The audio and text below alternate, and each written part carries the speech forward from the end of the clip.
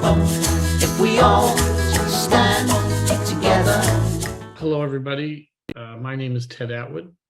And as we launch this discussion, the final discussion in the COP27 meeting in Egypt is actually taking place regarding short-lived climate pollutants. So I find it very funny. We couldn't have known the timing of this meeting before we set up our meeting. Otherwise, I would have preferred to host our discussion after that discussion so we could get a summary. But regardless, the people in Egypt were kind enough to share some summaries with me, so I'll be sharing those with you today. And we're going to get into a discussion on COP27 and the UN and why that is so important to the HVACR industry here in the United States. There's a feeling of disconnect here in the United States with things that are happening outside the United States, maybe a less familiar understanding about how US policy is shaped, and more importantly, how US policy shapes other policies globally. So we're going to talk about that today. I'm going to bring you up to speed on 4 things that have happened during the COP27 meeting. Now, today we're here to talk about the value of the UN and the importance of COP27 and their continued influence here in the HVACR industry in the United States. There is a timeline where UN policy was in place parallel to UN policy. So back in 1987, we're all familiar with the Montreal Protocol. It's heralded as the most successful treaty ever signed in history. It's focused on the ozone layer. At that time, global warming, the science of climate was not well understood. It was a really new science. We had a lot of hurdles.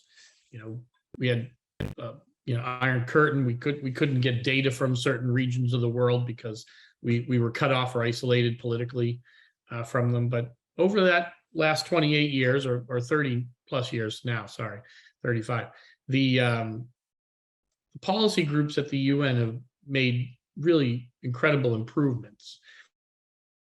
Listed here in front of you are the 6 follow-up events to the Montreal Protocol. The most recent one was in Kigali, and we're actually going to talk about that one today. And many of you may have heard of Kigali, and today happy to answer questions. But what I really want to make apparent to everybody is how important it is to be aware of what's happening at the policy development level at COP27 or 26 or 25 or whenever the UN gets together and they get together and talk about refrigerants. So, all right, this isn't going to move as quick as I thought. Okay, so the COP is the Congress of the Parties. We're in our 27th COP meeting. This one is being hosted in Egypt. COP, Conference of the Parties, is actually operated by a group inside the UN called the UNFCCC, and their job is to assess progress on dealing with climate change. They began a little bit earlier than the 1995 first meeting. I think it was 1992. At first, it was informal, and they were really trying to gain an understanding of what policies needed to expose themselves to, particularly around the phase down of ozone depleting substances. But very quickly, by the middle of the 90s, it was well understood by the parties involved in the UNFCCC, and I will have a hard time saying that, but that group understood that there was a big problem related to global warming, and they hosted the Kyoto Protocol. So the UNFCCC, Framework Convention on Climate Change, established a process of evaluating the climate system. Externally, some of the other resources that you'll be familiar with that they support along the way are the IPCC studies that come out every 5 to 7 years. So roughly 6. And we had our last IPCC study published last year. Think of the UN as the policy group that is evaluating impact and criteria as well as commerce. It's very important. And then the IPCC that's doing the research and the evaluation of the science behind climate. I looked back before today's meeting, and the 2006 version of the IPCC study was 600 pages. The 2021 study on climate was 3,700 pages. That the volume of information, data, and participants has risen significantly over the last 25 years. So the two things that you might not be thinking about are, how do these UN bodies, how do they have influence on US policy, and how does US policy influence the UN bodies? Well, I think it'll surprise you, and maybe at some level even disappoint you, to find out that the way that we influence policy at the UN is through NGOs and nonprofit organizations, but very little engagement or dialogue from actual businesses. So the US Chamber of Commerce tends to ignore these engagements, but the NGOs and the nonprofits that are heavily leaning towards environmental issues and invested in environmental issues and very passionate about advocacy of environmental issues, they do participate. And through their participation, you may be familiar with the Kyoto Protocol. And this is important because the Kyoto Protocol brought to light that there was what's referred to as a basket of gases. And this basket of gases, they're listed here, there's 6 of them: carbon dioxide, methane, nitrous oxide, F gases, sulfur hexafluoride, and perfluorocarbons. The irony is, technically, sulfur hexafluoride is a class all by itself. It is also approximately 11 tons of carbon per pound of SF6. But the key to this Kyoto Protocol, why this is so important, is when it went into the Kyoto, I believe, is 2017. 1997, sorry. When Kyoto was adopted, the US government did not ratify the Kyoto Protocol. However, Kyoto continued to be the foundation for policy development globally. Now, if you're thinking to yourself, well, that doesn't matter to here in the US. We're not governed by the UN. We're not, but we are bound by treaties for trade. And so if certain countries produced more refrigerants than other countries, and those higher producing countries participated in the treaty, like China and Mexico, then that left the US at a disadvantage, because that meant that we had no influence over the policy. And so we're going to get a little further on, and what you'll see as this evolution occurred is that in 97, we refused to acknowledge these limits. But these limits were put in place in other places like China and Mexico, as I mentioned. And what that did is it started to change our trade partners. It also started to change how we formally embraced our trade partners and how we were able to import or export material to these trade partners. So although they don't have any direct influence over a member of Congress or, a particular political agent of the United States, what they did have is direct impact over how we accounted for these materials as we traded them around the world. That's really important. 1997 Kyoto, far more important than it may be well understood here in the US. The next thing that happened is the Paris Agreement, sometimes referred to as the Paris Accord. This was the first time that globally we agreed as an international cooperative that we had to limit the climate emissions so that we could target a 2-degree or lower increase, 2 degrees Celsius or lower increase in temperature, global climate temperature. Now, this is important because during Paris, it was established that HFCs played a heavy role.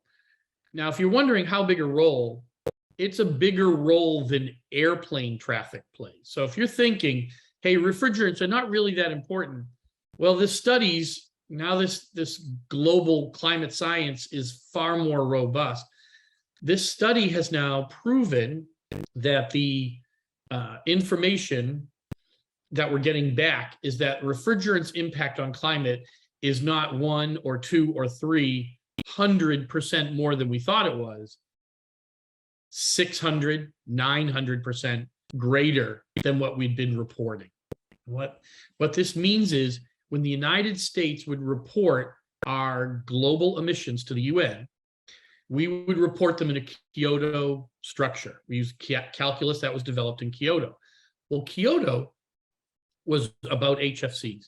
Montreal Protocol was about ODS. So the US would report our ODS emissions in one bucket and our HFCs and F gases, perfluorinated compounds, and SF6 in another bucket. These buckets had not been merged together until this year in the reporting world. Why this matters is because now this brings a very different set of calculus to how global trade is managed. Does anyone have any questions? I don't want to bore anyone, but I find this to be very fascinating.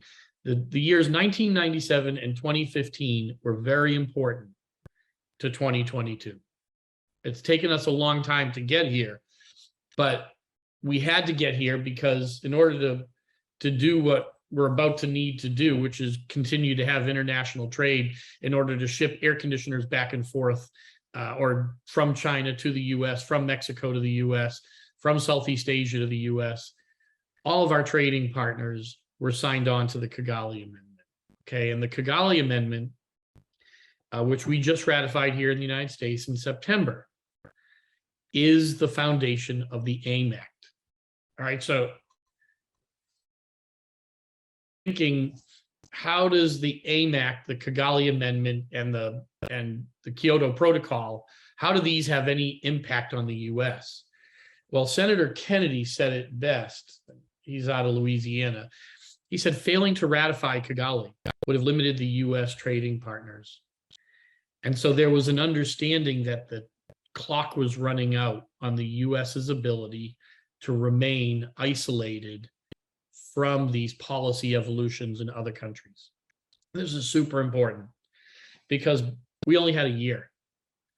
And at the end of that year, both China and Mexico, who are our primary refrigerant provider, would have been restricted on what they could provide us. Most of the US production for refrigerants has been offshored during my career. When we first entered the refrigerant phase down in the 1990s, countries were heavily isolated from each other. China didn't produce a lot of refrigerant, neither did India, or Russia did to a small degree. So we had some imports from Russia, very little imports from China, and very little from India. But today that global trade is relying, we here in the United States are relying on production of these chemicals and systems manufactured overseas to be allowed to be imported to the US with these materials in them. So Chemours and Honeywell, who have the patents on newer HFO materials, are now setting up manufacturing facilities in places like India and China through partnerships, which will enable them to not only sell refrigerants in that part of the world, newer refrigerants, but it'll allow them to import those materials back here to the US as well. So this is a very important, and that all started with the Kigali Amendment, which was put in place in 2016, but not ratified here in the US until just September 21st, 2022. But it was only signed into law or accepted by President Biden just a couple of weeks ago. So this is kind of a hot off the presses item, but the key to this is if they hadn't signed this and you're thinking that refrigerant prices are high today, in another 13 or 14 months, refrigerant prices would have gotten significantly higher because we wouldn't have had access to any of the amount of HFCs that we do today. So there would have been penalties in place for those countries to trade with the US, refrigerants or F gases. And so there are two very interesting agencies at the UN that are responsible for awareness around exposure to the data or need for data, but also around commitment to making improvements. And those are the UNPRI and the UN Global Compact. Now, the UN Global Compact is a little bit, has a few more strings attached to it for a business to commit to, but easily managed. But UNPRI, this is the group that is leading the charge globally on responsible investments. And responsible investments, for reference today, are things like ESG reporting, so accurate disclosure information.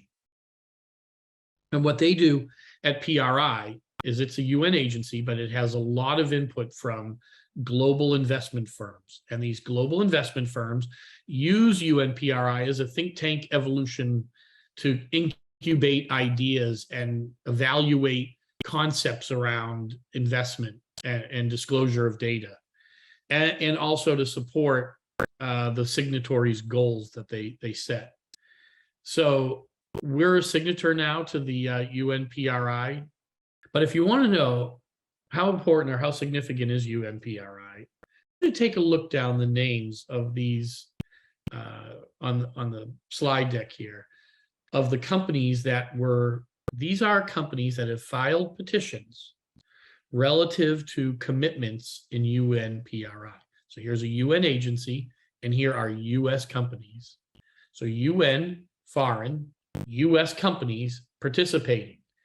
I've got, I think, a surprise on the next slide for you, but Bank of America, J Power. You'll see J Power's got a couple of submissions here.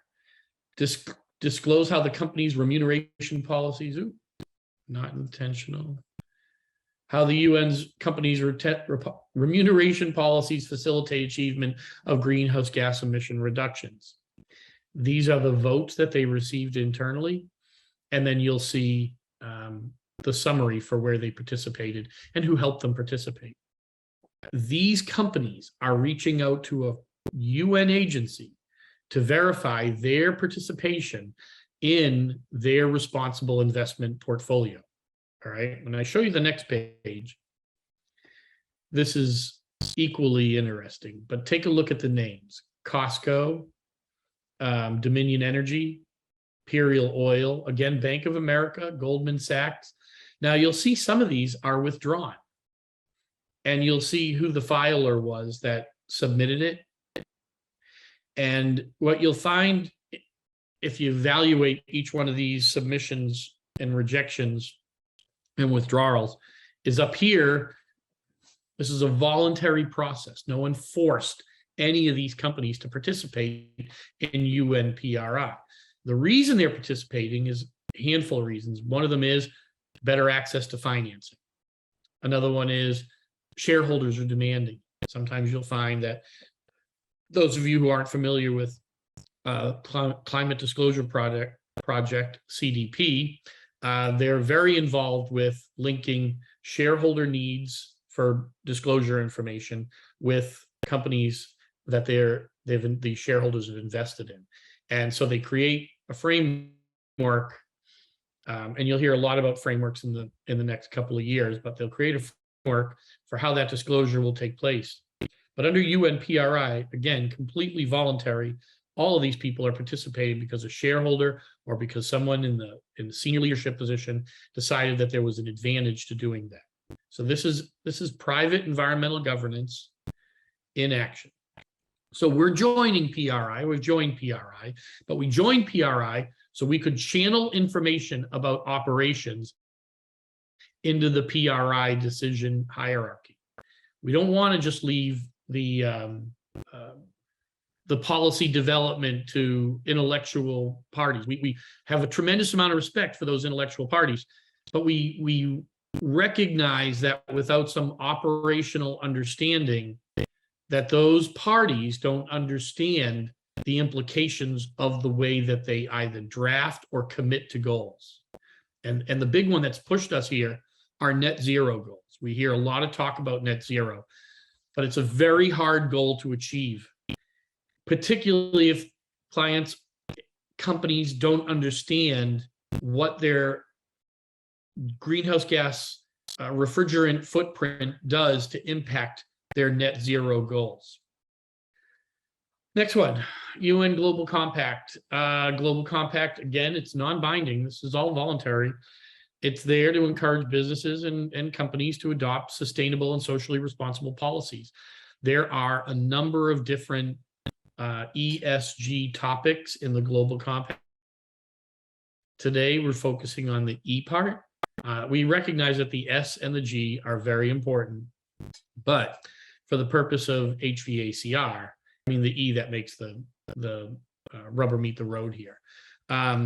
Here are some of the key principles. Businesses should approach, cautionary, have a cautionary approach to supporting environmental challenges, undertake initiatives to promote better responsibility and stewardship. And then lastly, encourage the development and diffusion of environmentally friendly technologies.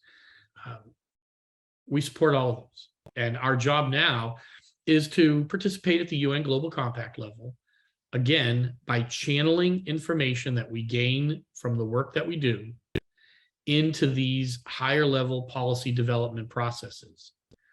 So that although we may reside at the bottom of a very large hill, and normally things roll down in that direction, the goal is to take what we've learned by the time that log is rolled down the hill and remind the people further up the hill what the impact of the work that they're doing will have at our level.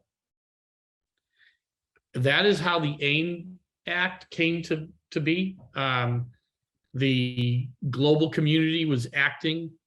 It was signed into law because there was a recognition that the US needed to participate in global trade in order to benefit US businesses. Now, the growth in the US that's anticipated as a result of the AIM Act is around 350 to 400,000 new jobs that the AIM Act will create. So in every one of these initiatives, the idea here is not to hurt industry or to limit what industry can do, but to push industry to a place where it can innovate. And so that's why we're participating.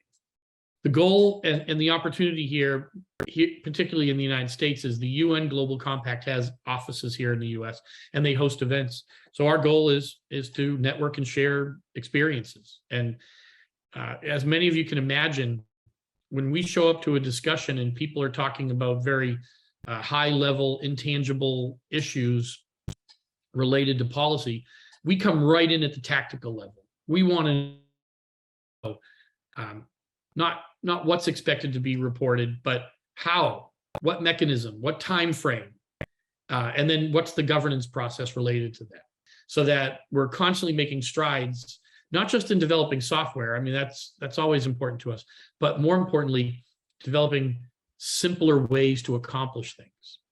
But these are the four things that are going to come out of COP27. A focus on greenhouse gases, a better understanding about what net zero means and how to get there, and what not to do. I'll share something. Carbon offsets. Anyone on this call who has not heard about what carbon offsets can do or how they benefit you, please send us an email. Happy to talk about it. And then a global push on short-lived climate pollutants by John Kerry in the White House and 40 other countries around the world. There are a number of different carbon offset models. We're working with a company called Therm. They're doing some very unique things around leak detection. But I want you to think about carbon offsets as your liquidity or your cushion towards, think of it as a bank account towards investments in the future. If you sell those offsets, you no longer own them, but you can realize some immediate net term, near-term benefit. If you keep those offsets, then you can internally monetize that or offset something else that you're doing. Key here is that offsets that have been created to date did not have a guarantee into the future. And during this meeting in Egypt, we expect to see some very hardcore, well-developed terminology and discussions around definitions about how existing offsets will exist in the future. All right, net zero. This was probably the most This is probably the most robust part of the entire last 2 weeks at COP27. There's a woman named Catherine McKenna. She is the former head of the environment for Canada. And I'm pretty sure that's the right title. Anyways, she was responsible for hosting a very lively discussion around a brand new report called Net Zero Commitments by Businesses, Financial Institutions, Cities, and Regions. For those of you who are on this call, the marketing team is going to set up a resource. You'll be able to have access to this report. I think it's a fantastic report. It talks about greenwashing and the mystery around what people publish versus what they do. And in our world, we always joke that we operate in the boiler room, but the boardroom doesn't really know what we're doing.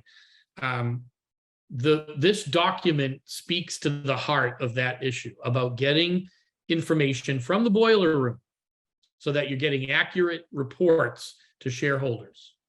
This was very powerful. So I would say if you ask most people when you do a review, Catherine McKenna was one of the more lively discussions.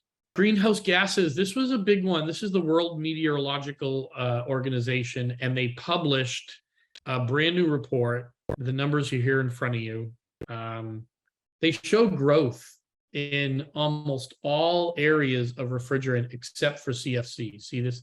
So this is the meeting that's going on right now. So this is item number 4 that, you know, we're fortunate enough to know that they were hosting this meeting, but we got word at the last minute, not last minute, really last 14 hours. But this is a group of 40 countries that are getting together to commit to rapid reduce SLCP, short-lived climate pollutants. This is a quote from John Kerry that he put out this morning. They feel as though short-lived climate pollutants, which refrigerants are a part of, are a very fast-track, easy way to get momentum on their side, because there's a lot of benefits here, including the fact that a lot of refrigerants are made here in the US, which is relatively new, but the newer, more expensive ones like HFOs. And so that production here in the US means that we do have a little bit of price stability here. Yeah. These are all NGOs focused on environmental stewardship. There is not one operational company that's participating in this SLCP policy discussion. And that's why we're here, is because we don't want that to be the future of the HVACR industry. We want to see those policies be developed, and we want to go beyond the boundaries of chemical companies, right? It's great that Chemours and Honeywell participate in that discussion behind the scenes, and they have their lobbyists that do a wonderful job. The problem is your voices aren't being heard. So if you want to know why we're surviving through some of these awkward adjustments to compliance or policy or regulation, it's because these things are developed by people that are not practitioners. And as a result of that, they don't understand at the operational level what the impact is. Waving your hand and saying SLCPs should be reduced is great. There isn't anybody here who wouldn't agree with that, but there is a mechanism to that. For instance, rapid obsolescence of equipment. We're basically forcing equipment into an obsolete phase of its life long before it is obsolete. Now, there are some mechanisms to update that, but we see conflicts in the policy. An example of a conflict that we have noticed is rapid movement to heat pumps.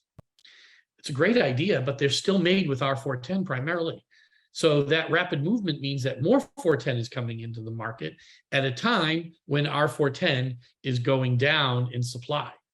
So supply is on its way down, production for equipment is on its way up. This has the earmarks of a calamity written all over. So we hope to inject ourselves into these discussions, and not just us. We want to advocate for what you're talking about as well. Oftentimes we're not the right voice when we'll step out of the way, but we want to bring this to your attention so you can say, hey, this is a valuable place for me to contribute. And it's better to contribute before the regulation of the policy have been fully developed than after the regulation and the policy are developed. Because all we're doing at that point is we're reacting to things that have already been set in motion. In some cases, as we've shown here, 8, 10, 15, 25 years ago. So it's a long road, and it's very hard to unravel that. So better to get started on the front side. Stand together.